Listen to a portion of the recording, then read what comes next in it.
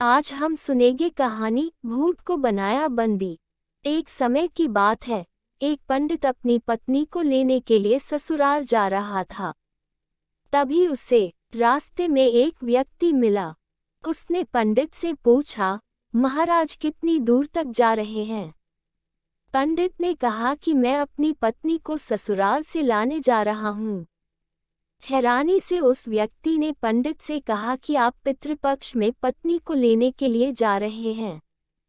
क्या आप जानते नहीं हैं कि इस महीने में किसी तरह का शुभ कार्य नहीं किया जाता? पंडित ने तपाक से कहा, अरे मैं ब्राह्मण हूँ, मुझ पर ये सारे नियम लागू बिल्कुल भी नहीं होते। उस व्यक्ति को पंडित के मुंह से ऐसी बातें सुनकर बड़ा अजीब लगा, लेकिन वो कर भी क्या सकता था। वो चुपचाप वहां से निकल गया। पंडित भी अपने रास्ते की ओर चलते चले गए और कुछ देर बाद ससुराल पहुंचे। वहां पहुंचते ही उनका खूब आदर सत्कार हुआ, लेकिन लड़की वालों ने भी पितृपक्ष में बेटी को घर से ससुराल भेजने से मना कर दिया। ब्राह्मण भी मानने वालों में से थे नहीं। उन्होंने जिद पकड़ ली कि वो अपनी पत्नी को लेकर ही जाएंगे और शाम होते होते वो अपनी पत्नी को लेकर अपने घर की ओर निकल पड़े। रास्ते में कुछ देर आगे बढ़ने पर पंडित को जोर से प्यास लगने लगी।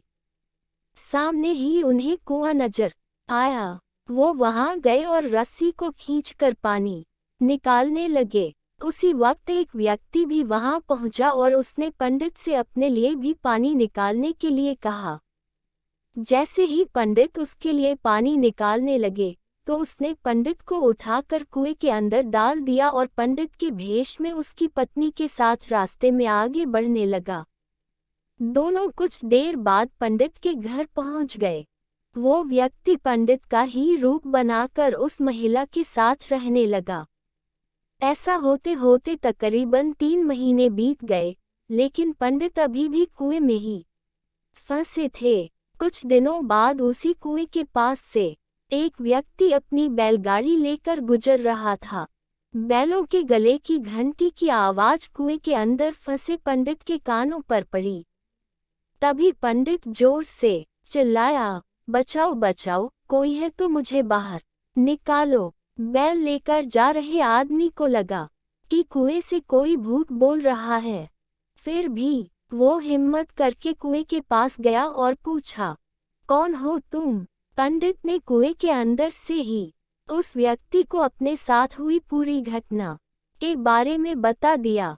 सब कुछ सुनकर उस इंसान का दिल भर आया और पंडित को कुएं से बाहर निकाल लिया। कुएं से निकलते ही पंडित फटाफट अपनी पत्नी से मिलने के लिए गांव पहुंच गया। वहां जाते ही उसे पता चला कि उसी के भेष का एक इंसान गांव में रह रहा है। पंडित ने अपने पिता को बताया कि मैं आपका असली बेटा हूँ। इसने मुझे कुएं में धक्का मार दिया था और मेरा रूप लेकर यहाँ आ गया है। यही बात पंडित पूरे गांव वालों को बोलने लगा, लेकिन किसी ने उसकी बात पर भरोसा नहीं किया। बात इतनी बड़ी कि राजा के पास तक पहुंच गई।